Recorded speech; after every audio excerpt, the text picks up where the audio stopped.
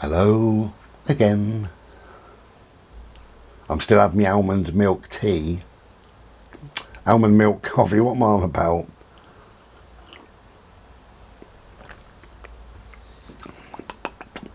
I reserve judgment.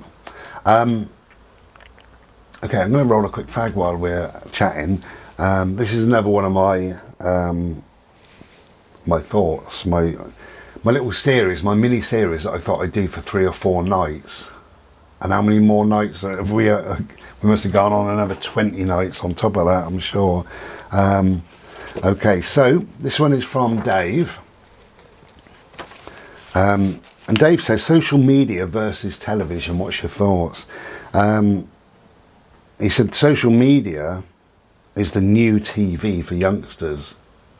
So social media versus television. Well, before we get onto that, it's distraction. That's what it is. In my mind, there's always been distraction. My mum was born in 1934, and she told me that occasionally they didn't have a transistor wireless radio or whatever they called it. They couldn't afford one.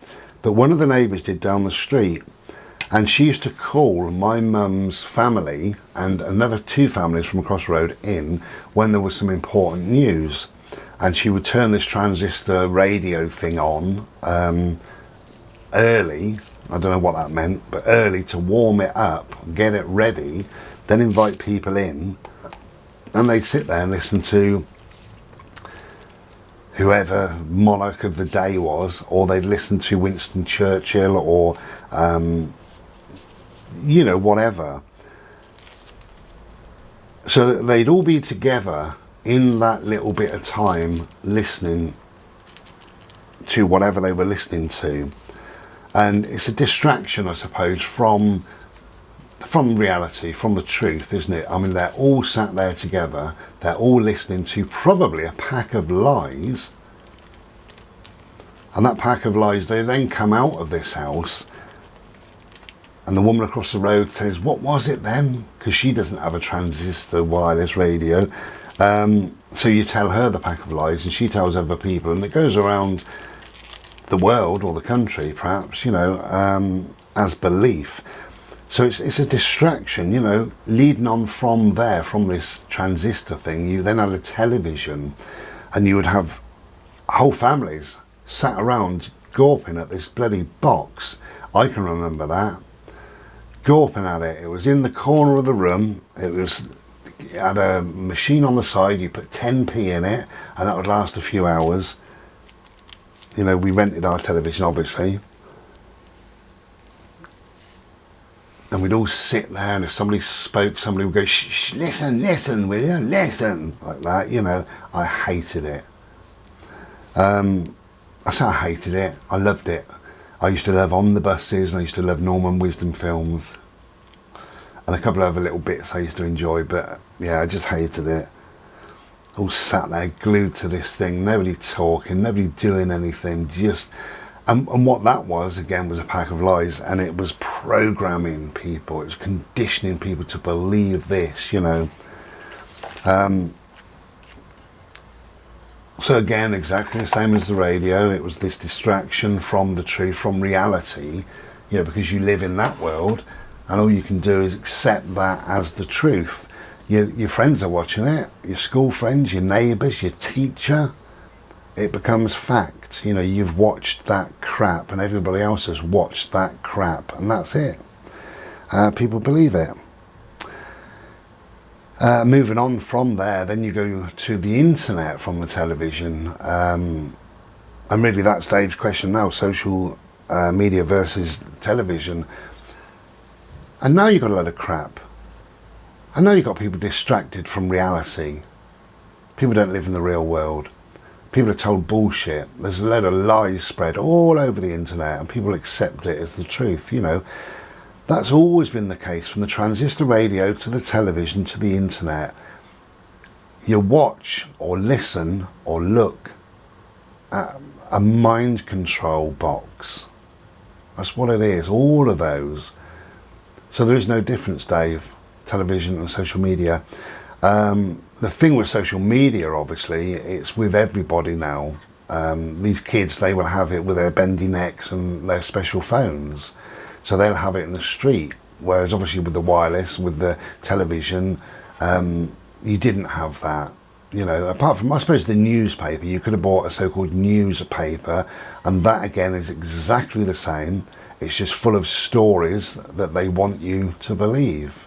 Not news, there's no news in there, there's just stories, you know. So yeah, I don't really see that there's a lot of difference between the two. I think people are gullible and they will just believe whatever they believe. You know, you tell people stuff and they believe it. You know, I suppose if I've made maybe a couple of thousand videos, I don't know. I suppose in my videos, if I said my hair's getting long, and I said that in every single video. Now, although you know it's not, although you can see it's not, there would be a certain number of people that would accept that. They really would. They would accept that as the truth. They would look at a bald-headed man and think, oh, that's good, his hair's growing. You know, I mean, that's just one thing, isn't it, really? Yeah, I don't know, really. What do you want me to say, Dave? They're all fucking crap.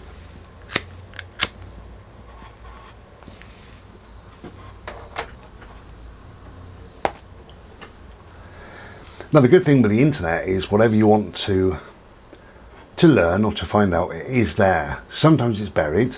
If you look on Google, you've got to go to page 12 or whatever to find the truth, you know. It's all paid adverts and stuff like that. There's some news items, somebody told me this a little while ago, news items, and when you look at it, it's a paid advert.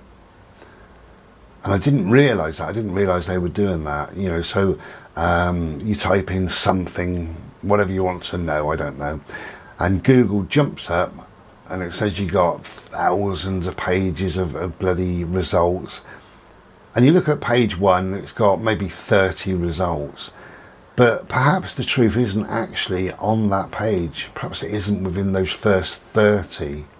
Perhaps it's on page 2 or page 3 or 4. But what happens obviously is people will type it in and read either the first or the second, possibly they might go down to the third thing. Not page, the third thing, third result.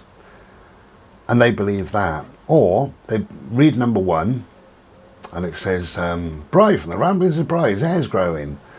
And then they read page and item number 3, result search item number 3, and it says, Bri from the Ramblings of Bri, his hair's growing. And people say, oh, that's good, Bri's hair's growing from the Ramblings of Bri. Good old Bri. He'll be a hippie one day. That's what they say.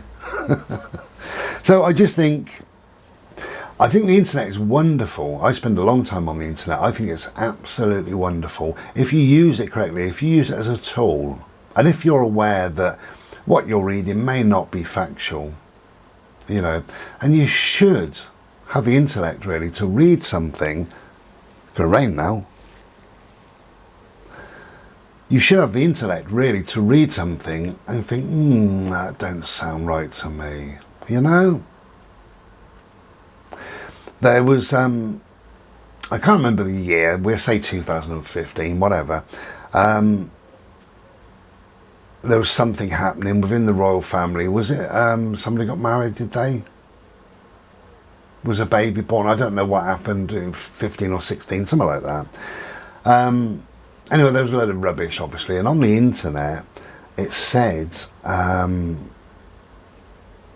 said facts about the Queen or facts about the monarchy or something like that, and it said about the trillions that people from other countries come over here and spend, basically not on the monarchy but bumping up this nation's coffers. And you know, they are ranked at number 1. You know, the entertainment value of the royals is number 1, and number 2 was so and so, and number 3 blah blah blah. And that was bullshit. It was absolute crap, and somebody exposed that as just being a pack of lies. And the thing that was number 1 was Legoland, more foreigners came to this money and spent money on Legoland than they did travelling to this country to look at whatever, I don't know, what's the Queen got? A few jewels, an horse, you know, stand outside. I mean, look at Buckingham Palace. How much does that earn? It earns nothing. They come to the gates. Gates are locked. They can't even go in. They peer through the gates and they take a photo and they walk on. You know, so it doesn't cost anything, you know, to do that. And it's free. There's no money that comes into our coffers because somebody travelled to stand outside of a gate, you know. Yeah, they can go in, they can look at a dungeon somewhere, or Windsor Castle, or the Crown Jewels, or, you know, there's a few bits that they can go into. But the royal family owns so much land and so many properties and what have you. I think, personally, I think it should all be sold off, you know. Going off on a bit of a tangent there,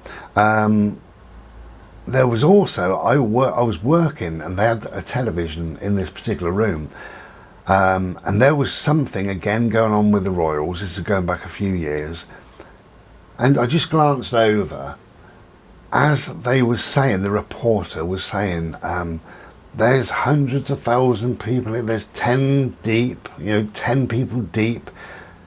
And as this camera panned over, there was all this empty space and a few people leaning on these bars or watching whatever, some procession or parade or some nonsense. And there was tens of people deep watching this. But as he was saying it and what they were showing, two different things. But had I gone out into the street and said, how many people watched that, I don't know, charade, whatever it's called, you know, a procession or something, they would have said many, many thousands, hundreds of thousands. In fact, they were tens of people deep. Now, people believe that is fact as well. You know, you're told it, then you're shown something different, but you believe what you're told. You know, and that was proved, I'm not going to go into it, but that's been proved in certain other things. I worked for a guy and he told me he saw the news and he saw something that didn't exist on the news, but he told me what he was supposed to say and what he was programmed to think that he saw and stuff like that. And I actually watched it then a couple of nights later. It was on the internet. He didn't see what he thought he saw, didn't know what he thought he knew, and he didn't hear what he thought he heard. Very, very clever. It's very clever. So Dave, social media and TV, actually I think they're all very dangerous really, unless you use them correctly. Personally, I wouldn't have a TV, don't listen to the radio, apart from in the car I've got the radio on, and that's quite nice sometimes, you know, a few little gentle tunes, but if suddenly it was interspersed with the news, I wouldn't bother listening. I'd turn it down. I'm not interested, because it is a collection of stories they want me to believe, as I've already said. And I'm certainly not going to take things at face value. Certainly not. So it's all bullshit, but if you use it if you use it sensibly, then it's a great tool. It's a great learning tool, and it's a great form of communication, you know, if we use it properly, again, rather than arguing about pictures of cats or whatever. But if we use it correctly and properly, then it's a fantastic tool. Cheers, Dave. Thank you, everybody. I'll be back when I'm back. Take care and be well. Cheers, ta-la.